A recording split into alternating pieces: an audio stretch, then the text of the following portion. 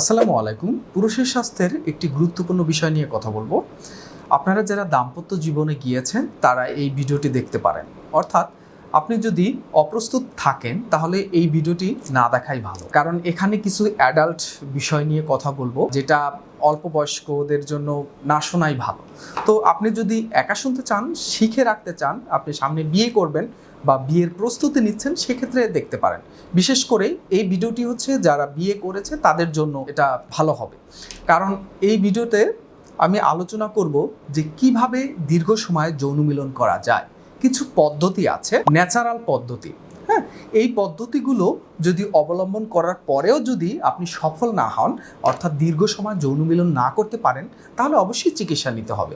কারণ আমি যে পদ্ধতিগুলো বলবো এইগুলো হচ্ছে উইদাউট মেডিসিন, কোনো ধরনের চিকিৎসা না নিয়ে, মেডিসিন গ্রহণ না করে এই পদ্ধতি অবলম্বন করলে দেখা যায় দীর্ঘ সময় যৌন মিলন করা সম্ভব হয়। তারপরে যদি সম্ভব না হয় সেক্ষেত্রে চিকিৎসা নিতে হবে। আমি 4টি পয়েন্ট বলবো বিস্তারিতভাবে। এই 4টি পয়েন্ট আপনারা মনোযোগ সহকারে শুনবেন। এই 4টি পয়েন্টই হচ্ছে একসাথে অ্যাপ্লাই করতে হবে সহবাস করার সময়। তো প্রথম পয়েন্ট হচ্ছে ধীরে ধীরে সহবাস করা বা ধীরে ধীরে শুরু করা। অর্থাৎ অনেকেই আছে আমাদের কাছে আসে, প্রথমেই খুব তাড়াতাড়ি এক্সাইটেড হয়ে খুব তাড়াতাড়ি শুরু করে এবং তাড়াতাড়ি সহবাস করে, যে কারণে দেখা যায় খুব তাড়াতাড়ি বীর্যপাতটা হয়ে যায়। তো এইটা হচ্ছে প্রথম ভুল, যে আস্তে ধীরে শুরু করতে হবে। বিশেষ করে অনেক গবেষণায় দেখা যায় যে নারীরাও সহবাস আস্তে ধীরে পছন্দ করে। একটা নির্দিষ্ট সময় গিয়ে হয়তো একজন নারীর চাহিদা হতে পারে খুব দ্রুত সহবাস করা, সে চাচ্ছে, একটা সময় অর্গাজম হয়, সেই সময় নারীরা দ্রুত চেয়ে থাকে। কিন্তু ন্যাচারালি হচ্ছে প্রথম পর্যায়ে আস্তে ধীরে শুরু করা, সেটা হচ্ছে নারীরা বেশি পছন্দ করে। আর পুরুষরা অনেক সময় দেখা যায় খুব এক্সাইটেড হয়ে যান, সেক্ষেত্রে খুব দ্রুত সহবাস শুরু করেন, যেটা হচ্ছে ভুল করে থাকেন।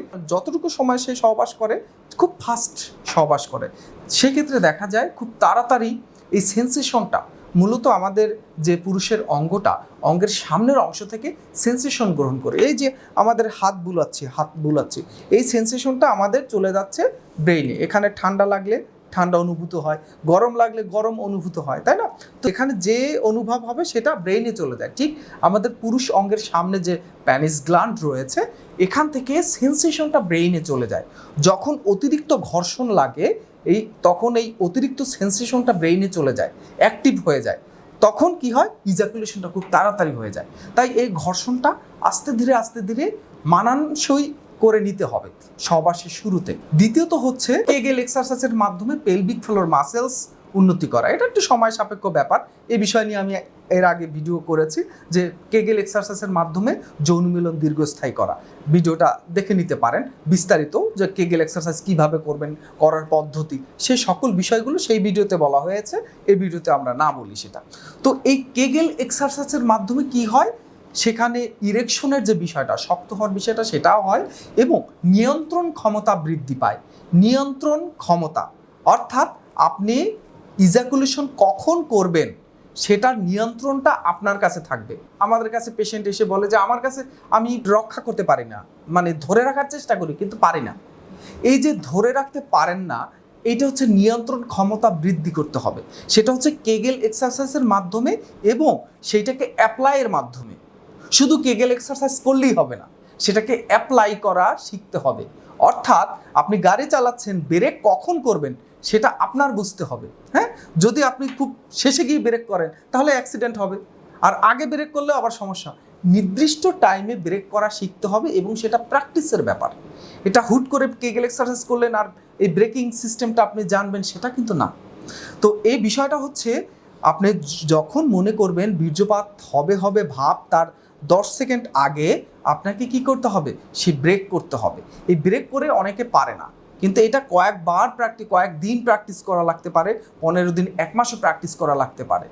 যাদের ব্রেইনের যে দুর্বলতা, অনেকে আছে স্নায়বিক দুর্বলতা থাকে, অনেকে আছে ডিপ্রেশনে থাকেন, অনেকে আছেন খুব রাগ মেজাজে থাকেন, অনেকে দেখা যায় অর্থনৈতিক ডিপ্রেশনে, পারিবারিক ডিপ্রেশনে থাকেন, তাহলে কিন্তু দেখা যায় এই ব্রেকিং ক্ষমতাটা বা এই যে স্কুইজ টেকনিকটা বা আপনি যে ধরে রাখার ক্ষমতা, এটা কিন্তু থাকে না। সেক্ষেত্রে আপনার সেই সাইকোলজিক্যাল বিষয়গুলো আপনার সমাধান করতে হবে। তাহলে আপনি এই ব্রেকিং ক্ষমতাটা অর্থাৎ স্কুইজ টেকনিকটা অবলম্বন করতে হবে। এই স্কুইজ টেকনিকটা কত সময় অবলম্বন করবেন, প্রত্যেকবার সহবাসে 3 থেকে 4 বার আপনি এই স্কুইজ টেকনিকটা অবলম্বন করবেন। এটা হচ্ছে প্র্যাকটিস করবেন। এভাবে প্র্যাকটিস করতে করতে ডে বাই ডে এক সময় আপনার নিয়ন্ত্রণ ক্ষমতায় চলে আসবে। প্রথম পর্যায়ে আপনার এই স্কুইজ টেকনিকটা বা চিপে ধরা পদ্ধতিতেও আপনার নিজের কাছেও হচ্ছে খারাপ লাগতে পারে, একটা অস্বাভাবিক লাগতে পারে বা আনকমফোর্ট ফিল হতে পারে।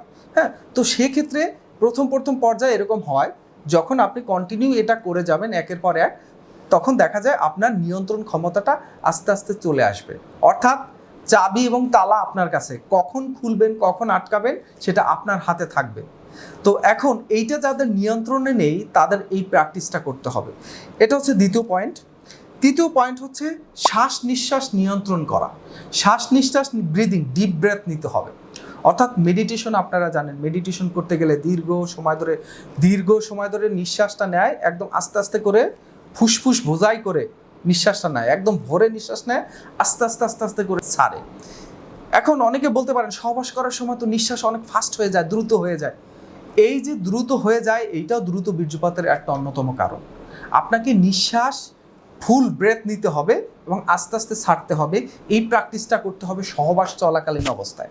আপনি যখন সহবাস করবেন তখনই দীর্ঘ নিঃশ্বাস নেবেন, আস্তে আস্তে করে ছাড়বেন। তখন আপনার ব্রেইন এবং আপনার ওই ক্ষমতাটা তৈরি হবে যে ইজাকুলেশন যাতে রোধ হয়, এই ডিপ ব্রেথে সেইটা কিন্তু প্রতিরোধ করে। আপনি এইটা চেষ্টা করবেন, আস্তে আস্তে প্র্যাকটিস করবেন। আমি যে পদ্ধতিগুলো বললাম সেটা প্রথম দিন অ্যাপ্লাই করলে আপনি সফল হবেন না, আপনারা মনে রাখবেন। এবং আরেকটা বিষয় হচ্ছে মন পরিবর্তনের পদ্ধতি। তো এই যে 4টি পদ্ধতি, এটা অ্যাপ্লাই করলেই সাথে সাথে যে আপনি সাকসেস হবেন এটা কিন্তু না। কারো লাগে 7 দিন, কারো 15 দিন, কারো মাস লাগতে পারে, ডিপেন্ড করে হচ্ছে ব্যক্তির উপরে। তো এটা প্র্যাকটিস চালিয়ে যেতে হবে। এখন নিঃশ্বাসের যে বিষয়টা, তৃতীয় পয়েন্ট, সেটা হচ্ছে ডিপ ব্রেথ। মেডিটেশন করতে গেলে লম্বা নিঃশ্বাস নেয়, আস্তে আস্তে করে ছাড়ে, ঠিক সহবাসের সময় এই প্র্যাকটিসটা করতে হবে। চতুর্থত হচ্ছে মন পরিবর্তন, অর্থাৎ মাইন্ড চেঞ্জ।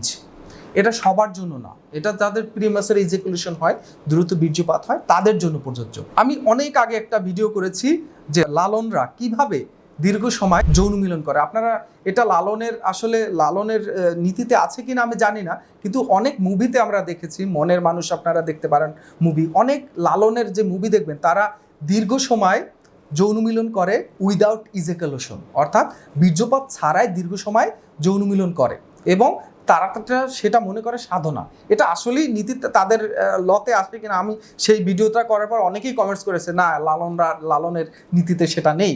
আসলে আমি জানি না, আমি মুভি দেখে সেটা আপনাদের বলেছি। অনেক মুভিতে, আপনার মনের মানুষ মুভিতেই আপনারা সেটা দেখতে পারেন যে তারা দীর্ঘ সময় সহবাস করে বীর্যপাত ছাড়াই। তো এটা হচ্ছে কিভাবে করে, অর্থাৎ মন পরিবর্তন। মন পরিবর্তন কাকে বলে?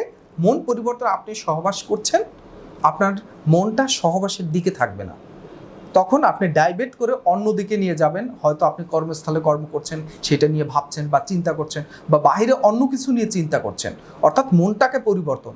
এটা করলে আপনার সেন্সেশনটা কম পাবে। আপনি যে বীর্যপাত হচ্ছে কেন, প্যানিসের সামনে ঘর্ষণ লাগে, সেই সেন্সেশনটা ব্রেইনে যায়।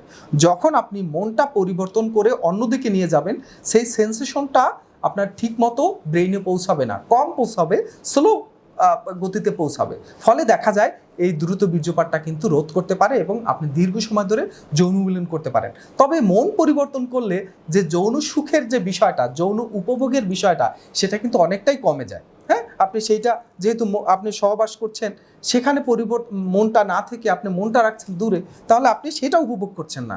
হ্যাঁ, তো এটা সবার জন্য প্রযোজ্য না, তবে এটা করলে আপনি দীর্ঘস্থায়ী করতে পারেন।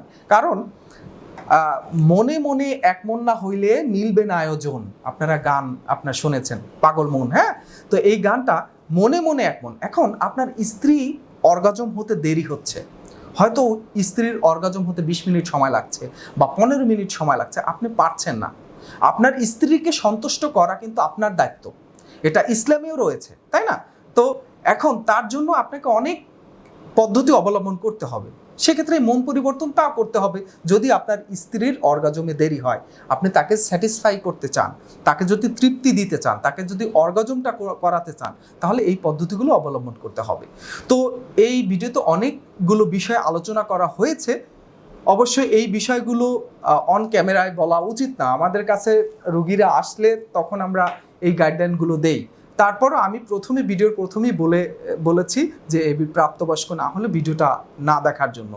তো যাই হোক, এটুকু ছিল এই পর্বের আলোচনা। এই পদ্ধতিগুলো অবলম্বন করার পরেও যদি আপনার যদি না পারছেন, তাহলে মনে করতে হবে, তারপর আপনার হাইপার সেন্সেশন যদি হয়, সেক্ষেত্রে দ্রুত বীর্যপাত হয়। এবং দেহের টেস্টোস্টেরন লেভেল যদি অস্বাভাবিক হয়, সেক্ষেত্রে হতে পারে।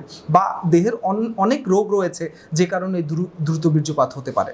তো এই বিষয়টি আমি চিকিৎসা করে থাকি। এই পদ্ধতিগুলো অবলম্বন করবেন, সাথে চিকিৎসা যদি নেন তাহলে দেখা যায় খুব দ্রুত আপনি এই যে দ্রুত বীর্যপাতের যে বিষয়টা, কমন বিষয়, এটা ঘরে ঘরে সমস্যা, এই সমস্যাটি আপনার সমাধান হবে। তো প্রিয় দর্শক, আমি বসি মিরপুর কাজীপাড়া হোমিওপ্যাথিক ফাউন্ডেশন হাসপাতালে। এখানে সরাসরি আসলে আপনারা এখানে দেখা করতে পারবেন আমার সাথে, না হয় ভিডিও কলে কথা বলে সারা বাংলাদেশে কুরিয়ার সার্ভিসের মাধ্যমে মেডিসিন পাঠানোর ব্যবস্থা রয়েছে। তো ভালো থাকবেন, ধন্যবাদ।